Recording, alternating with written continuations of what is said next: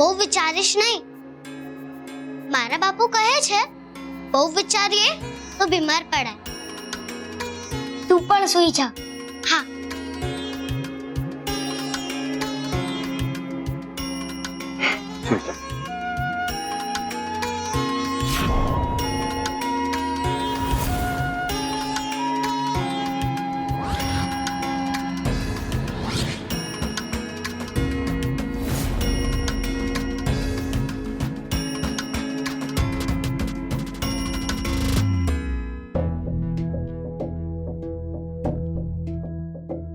એકની એક વાત મને તને કેટલી વાર સમજાવી નરસિંહ. બાપ ભગવાનના ઘરે ગયા છે ને ભગવાનના ઘરે ગયેલી વ્યક્તિ ક્યારેય પાછી નથી આવતી. મોટા ભાઈ આવું ના બોલશો. સત્ય બોલું છું. સત્યનો તારે સ્વીકાર કરવો જ રહ્યો. હું તારી સાથે નહીં હોઉં છતાં એમ સમજજે કે હું તારી સાથે જ હોઈશ.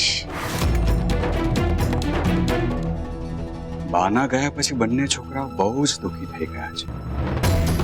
એમનું દુઃખ હળવું કરવા કંઈક તો કરવું પડશે. નરસિંહ, શું વિચારી રહ્યો છે? મોટા ભાઈ બા મને હંમેશા સમજાવતા કે આપણે માતા પિતાની સેવા કરીએ તો આપણું ધ્યાન રાખે છે. એમ ભગવાનની પણ સેવા કરીએ તો ભગવાન આપણું ધ્યાન રાખે છે. વાત સાચી, પણ આવું કેમ યાદ આવ્યું? કેમ કે તમે કીધું આપણે ભગવાનના ઘરે નથી જઈ શકતા તો આપણે ભગવાનને આપણા ઘેર બોલાવીએ. આપણે ભલે ના જઈ શકીએ પણ એ તો આવી શકે ને. ભગવાન આપણા ઘેર આવશે તો હું એમની સેવા કરીશ અને એમને કહીશ કે તમે મારી સેવાના બદલામાં મારું નહીં બાનું ધ્યાન રાખજો. અને મોટા ભાઈ હવે ભગવાને બાને તેડાવ્યા હોય તો આપણે પણ ભગવાનને તેડાવી જ શકીએ ને.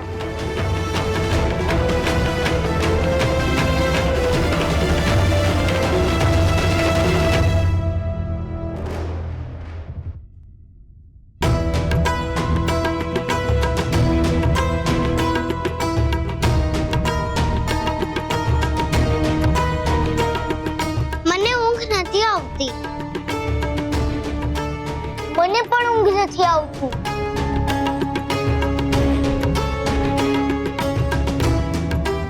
માણિક, આપણે ભગવાનને બોલાવવા હોય તો શું કરવું જોઈએ? આપણે હાથ જોડીને આગ્રહ કરીએ કે તમારે અમારા ઘરે આવવું જ પડશે તો એ આવી જાય. સાચે? હા. મારી માં જ્યારે મારા ફોઈને, માસીને કે મારા મામાને હાથ જોડીને આગ્રહ કરતી તો એ લોકો ઘેર આવી જતા. બંને બાળકોને રોકીને સાચી સમજણ આપીશ તો વધારે દુઃખી થશે. હે મહાદેવ, શું કરું? પણ તારે કયા ભગવાનને બોલાવા છે? બા શિવજીની પૂજા કરતા હતા એટલે શિવજી તો એમનું ધ્યાન રાખશે. તો આપણે કૃષ્ણ ભગવાનને બોલાવીએ. હા બરોબર છે. બંને ભગવાન મળીને બાનું ધ્યાન રાખશે.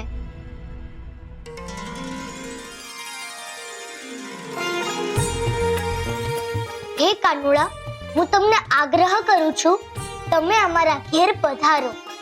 રાધે કૃષ્ણ. રાધે કૃષ્ણ. રાધે કૃષ્ણ. રાધે કૃષ્ણ. રાધે કૃષ્ણ. રાધે કૃષ્ણ.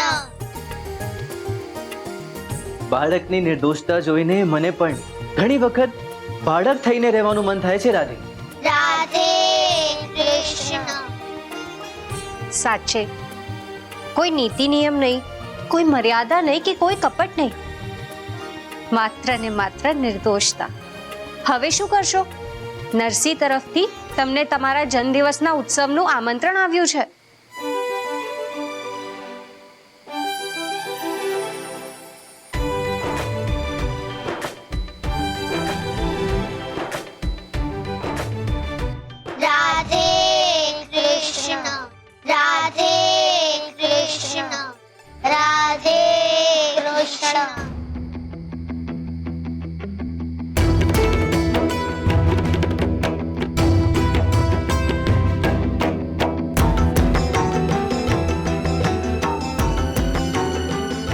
વડીલો પણ પોતાની વાલી વ્યક્તિને ભૂલી નથી શકતા. તો આ તો બાળકો છે, એ કઈ રીતે બાને ભૂલી શકે? આપણે ભગવાનના ઘરે નથી જઈ શકતા તો આપણે ભગવાનને આપણા ઘેર બોલાવીએ.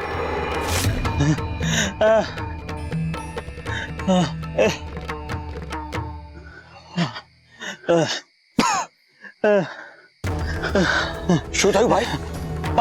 પાણી. લાવ લાવ.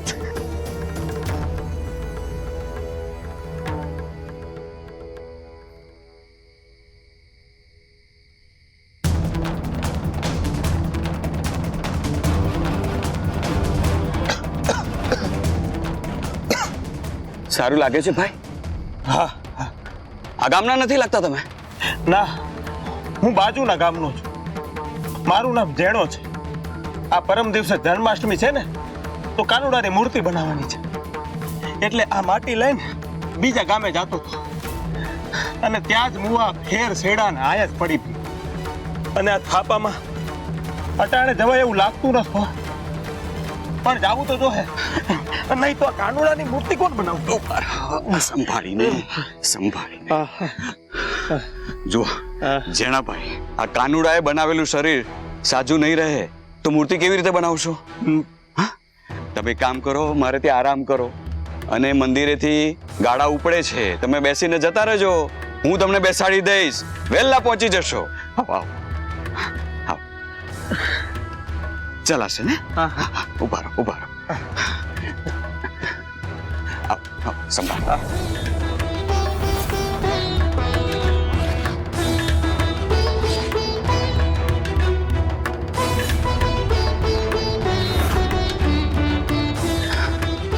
તમને નકામી તકલીફ દીધી હો ભાઈ. ના, આ તો ઉપરવાળાની કૃપા કહેવાય કે અમારા ઘરની તમે મહેમાન ગતિ માણસો. ક્ષમા કરજો ભાઈ, અમે તમારી આગતા સોગતા નહીં કરી શકીએ. અમારા ઘરમાં સૂતક ચાલે છે. ના, એટલે તમારે કંઈક ખાવું પીવું હોય તો મને કહેજો, હું પાડોશીના ઘરેથી લાવી દઈશ. અરે ના ભાઈ, હું ઘરેથી પરવારીને જ નીકળું છું. ભલે, તો આરામ કરો અને કંઈ જોઈતું હોય તો કહેજો. જય હાટવીશ.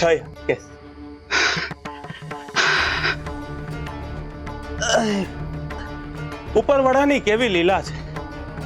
આ રાતવાસો દીધો એ પણ આ સૂતક વાળા ઘેર હશે. સવારે નદીએ નાઈ લઈશ. હે પ્રભુ,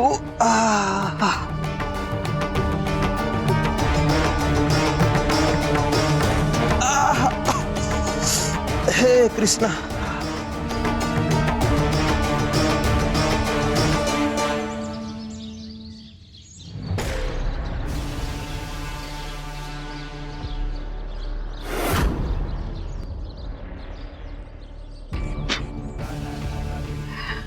આ કોણ છે? એ તો અંદર સૂતા છે.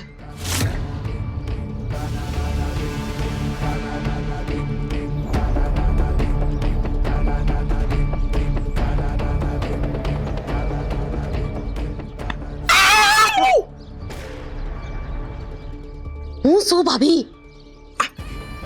ચોર કરતા તારો ચહેરો બિહામણો લાગે છે. આ તારો સગલો ઉઠ્યો, ભાગી જશે. પેલા પકડ, લાકડી લઈને આવું છું.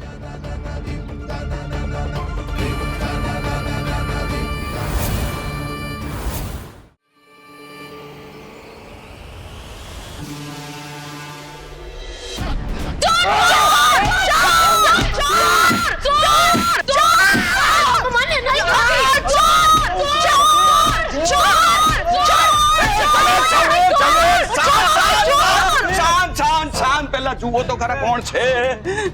અરે બાપા રે, મહાદેવ. ઝવેર, આ ભાઈ ચોર નથી, જેણા ભાઈ છે, બાજુના ગામના છે. શું થયું? રાતના એ આવ્યા,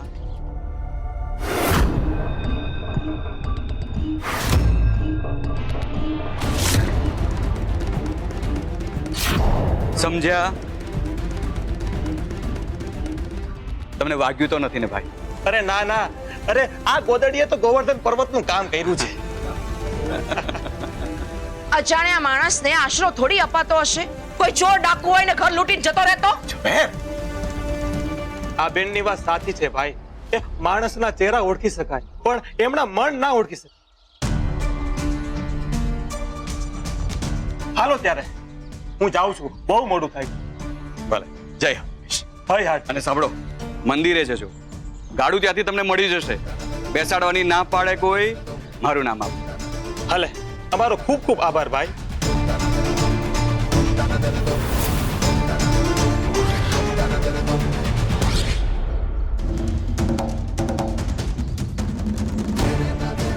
આ ઉધાર દોકડા માંગવા ઊભો રહી ગયો કે શું?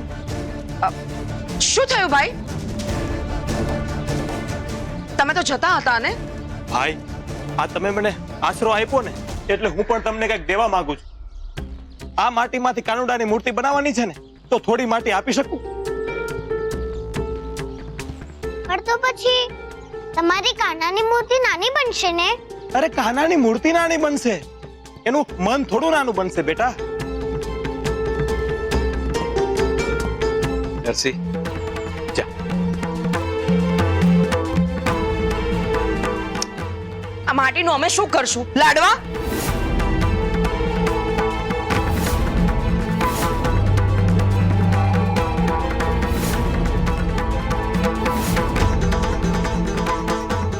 મોટા ભાઈ, આ માટીનું શું કરશું? રમકડા બનાવો અને ઘરગથ્થા રમો બંને જણા.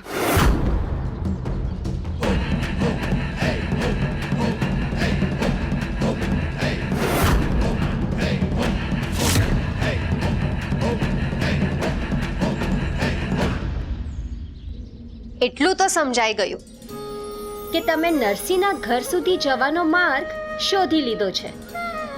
પણ કાન્હા, ત્યાં જઈને કરશો શું? એની તો મને પણ ખબર નથી. કાન્હા, તમે મારી સાથે છળ કરો છો? તમને ના ખબર હોય એવું બને? હા, પણ તમને બધું જ કહી દઈશ.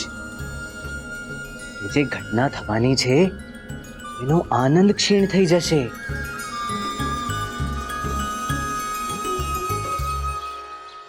નરસિંહ, અહીંયા તું પૂછતો હતો ને કે ભગવાને બાને એમના ઘરે બોલાવી લીધા, તો ભગવાનને આપણે આપણા ઘરે બોલાવી શકીએ કે નહીં? જવાબ છે હા.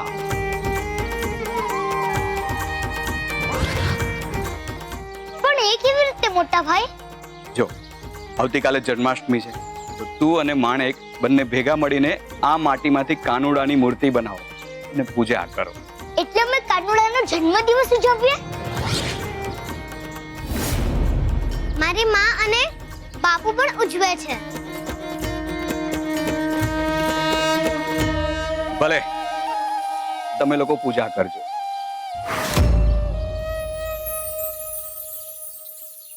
શું બોલી રહ્યા છો તમે? હા, ઘરમાં મૃત્યુ થયું છે, સૂતક લાગે, અને તમે જન્માષ્ટમી ઉજવવાની વાત કરી રહ્યા છો? ઘરમાં સૂતક લાગે, સારા કામ ન થાય, એ વાત મારે તમને સમજાવવાની હોય? ઝવેર, હું જાણું છું. તમે આ બાળકો તરફ તો જુઓ, બાના મૃત્યુ પછી બંને કેવા ઢીલા પડી ગયા છે.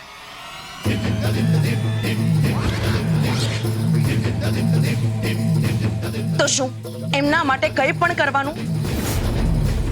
શાસ્ત્રોમાં લખ્યું છે કે જન્મ થાય કે મૃત્યુ થાય તો સૂતક પાળવું ખૂબ જ જરૂરી છે. ઘરના દરેક સભ્યોની દેહ શુદ્ધિ થવી ખૂબ જ જરૂરી છે. સૂતક પાળવાથી મૃત્યુ પામેલા જીવને સદગતિ મળે છે અને સૂતક પાળનારને એ જીવના ઋણમાંથી મુક્તિ મળે છે. તમને બાનો ભાર હજી વેંઢારવો છે? તમને એમના ઋણમાંથી મુક્તિ નથી મેળવવી? મેં તો બાની બહુ જ સેવા કરી છે, તો મારે તો એમના ઋણમાંથી મુક્તિ મેળવવી જ છે. હવે વડીલો આપણી સાથે રહેતા હોય અને એ વડીલનું આપણે માન સન્માન ન જાળવતા, કપટ કરતા અને ક્યારેક એમના વિશે ખરાબ વિચારતા, અને જો એ વડીલનું મૃત્યુ થાય ને તો જીવનભર એમનું સૂતક આપણને લાગે છે. ક્યારે એ ઋણમાંથી આપણે મુક્ત નથી થઈ શકતા. તમારે એમ કેવું છે કે મેં બા માટે કંઈ જ નથી કર્યું? એને હું ક્યાં ના પાડું છું? કર્યું છે, બા માટે કર્યું છે. ક્યારેક ક્યારેક બા સાથે તમે ગેરવર્તણૂક તો કરી જ છે. ને જુઓ,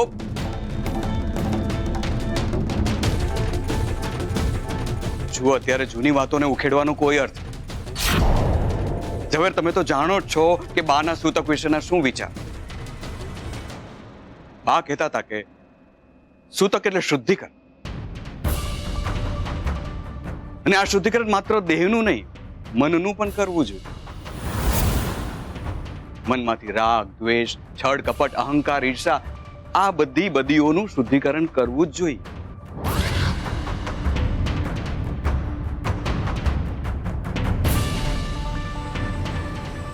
સૂતક માટે જન્મ અને મૃત્યુ તો માત્ર નિમિત્ત છે, પણ વખતો વખત આપણે સૂતક પાડવું જોઈએ, જેથી આપણો દેહ અને મન બંને શુદ્ધ થાય.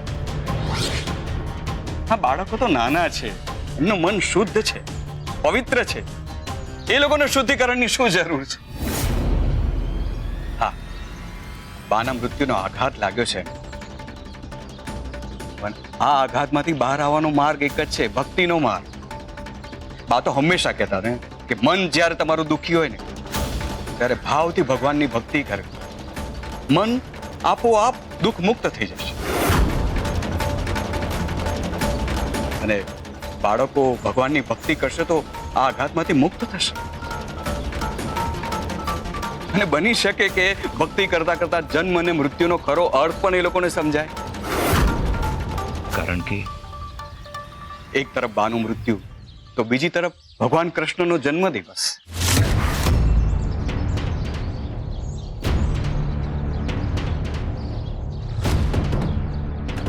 નરસિંહ, કાનુડાની મૂર્તિ બનાવીને તમે ભક્તિ પૂજા કરી શકો છો, પણ ઉજવણી કરવાથી કોઈનું મન લાગણી દુભાતી હોય તો એ નહીં કરતા.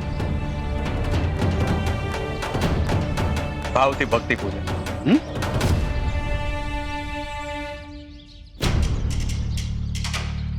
હું સ્નાન કરી.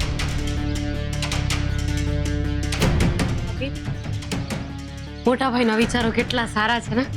મેં તો આવું વિચાર્યું જ નહોતું. મેં પણ ક્યારે નહોતું વિચાર્યું. હાલ માણેક, આપણે મૂર્તિ બનાવીએ અને તું તૈયાર થઈ જા. ચાલ.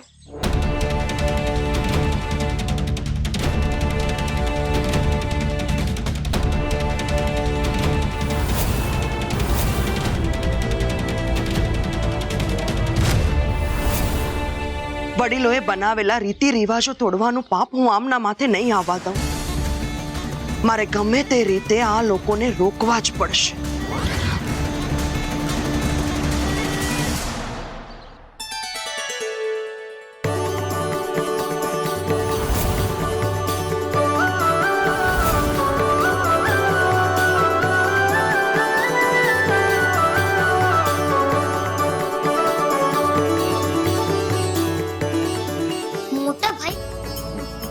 માટી તો મળી ગઈ, પણ મૂર્તિ કેવી રીતે બનાવવાની?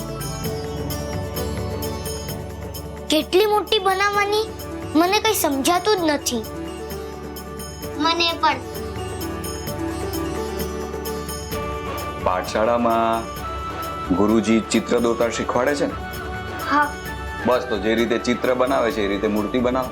પણ કેટલી મોટી બનાવું એ જ નથી સમજાતું. તારા જેટલી બનાવ? હા, પણ હું મારું માપ કેવી રીતે લઉં? હું લઉં છું. પહેલા હાથ ધોઈ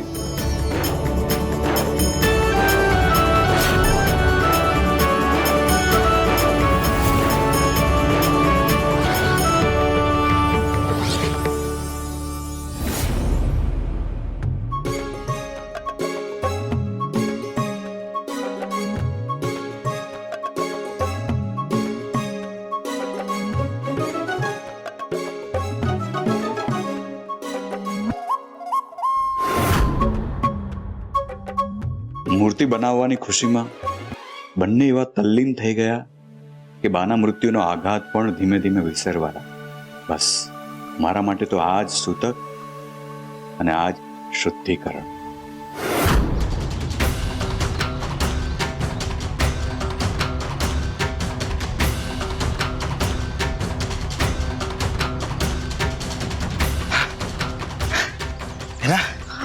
એટલે મુકુંદ આવ્યો હતો. હા, મેં જ એને મોકલ્યો હતો કેમ કે મારે તને મળવું હતું. એના જોને કેવા દિવસો આવ્યા છે.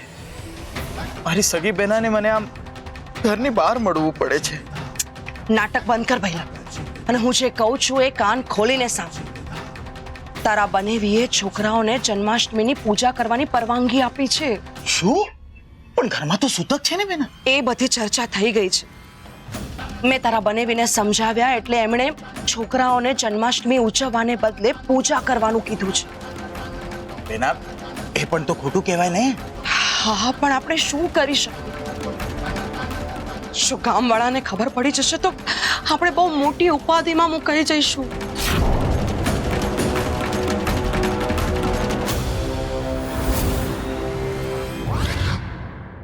અગિયાર વેચ છે. ના ના 10 છે. સરખો ઊભો રહે ને. સરખો જ ઊભો છું. મને ગણવામાં ભૂલ થાય છે. તને ગણતા નથી આવડતું. ના, તને ઊભા રહેતા નથી આવડતું. એટલે મારી ગણવામાં ભૂલ થાય છે. હવે સીધો ઊભો રહેજે.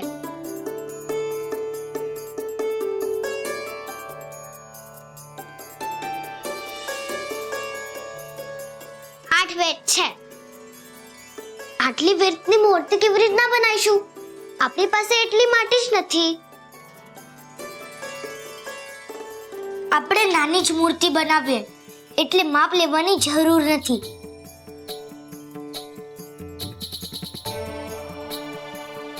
મને માપ લેતા નથી આવડતું એટલે તું મને માપ લેવાની ના પાડે છે ને?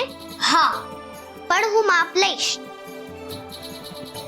આપણે એક વેચની મૂર્તિ બનાવીશું. આજો.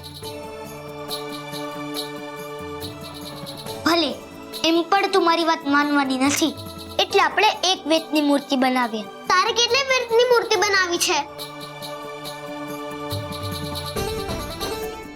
આ જેટલી માટી છે બધી માટીની. ભલે તું જીત્યો બસ.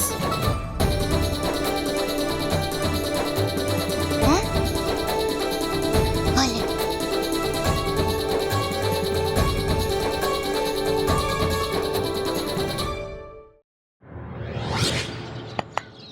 શું વિચારે છે? આ પરિસ્થિતિમાં નરસિંહને કેવી રીતે ફસાવવો એ વિચારું છું. હે બેના પેલું બોલ. ભેર વિના વળે નહીં એ જવે. નાટક બંધ કર ભૈલા. અને શું વિચારે છે એ કે મને. હવે તું જોતી રહે. હવે તું જોતી રહે. ભેર વિના વળે નહીં એ જવે. ભેર વિના વળે નહીં એ જવે. ભૈલા ખબર નહીં હવે આ નવું શું કરશે.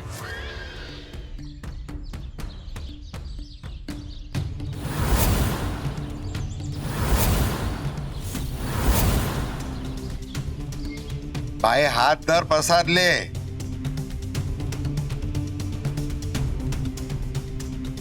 દાંત દેખાડવાનું બંધ કર. પ્રસાદ લેને હાલતો થા.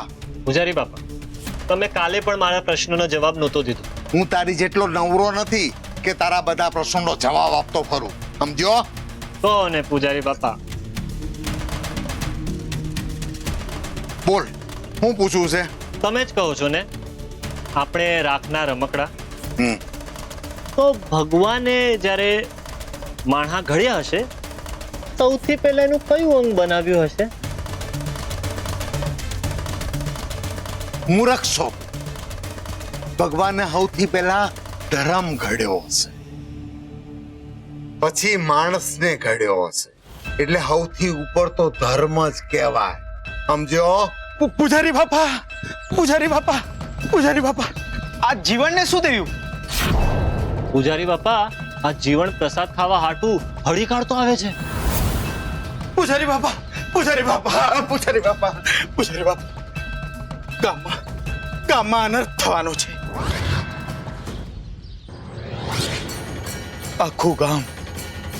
આખું ગામ પાપના ઓછાયા હેઠળ આવવાનું છે.